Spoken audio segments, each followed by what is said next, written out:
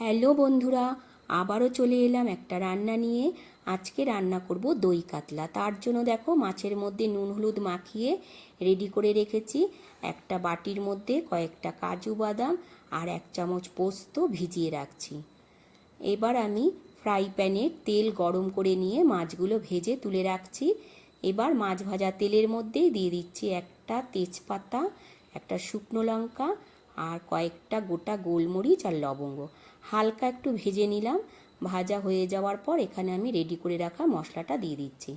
এখানে আমি দিয়েছি লঙ্কা আর পেঁয়াজ বাটা, আর দিয়ে দিলাম পরিমাণ মতো নুন হলুদ। এবার ভালো করে মশলাটা কষিয়ে নেব। মশলা কষানো হয়ে গেলে তারপর এর মধ্যে দিয়ে দেব রেডি করে রাখা কাজু বাদাম আর পোস্ত বাটা। এবার একটু বাটিটা ধুয়ে সামান্য একটু জল দিয়ে দিলাম। আবারও বেশ কিছুক্ষণ এইভাবে মশলাটা কষিয়ে নিতে হবে। দেখো মশলাটা অনেকটাই কষানো হয়ে গেছে। এবার এর মধ্যে দিয়ে দেব টক দই। টক দইটা আমি নিয়েছি এখানে 4 চামচের মতো টক দই নিয়েছি।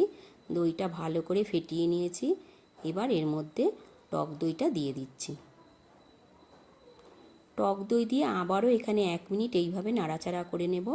করে তারপর এখানে দিয়ে দেব ভেজে রাখা মাছ। মাছগুলো দিয়ে আবারও একটু এইভাবে রান্নাটা করে নিতে হবে। একটা সাইড হয়ে গেলে মাছের তারপরে আবার আরেকটা সাইড উল্টে পাল্টে ভালো করে একটু ফুটিয়ে নিতে হবে। ফোটানো হয়ে গেলে তারপর এর মধ্যে দিয়ে দেব কয়েকটা চেরা কাঁচা লঙ্কা।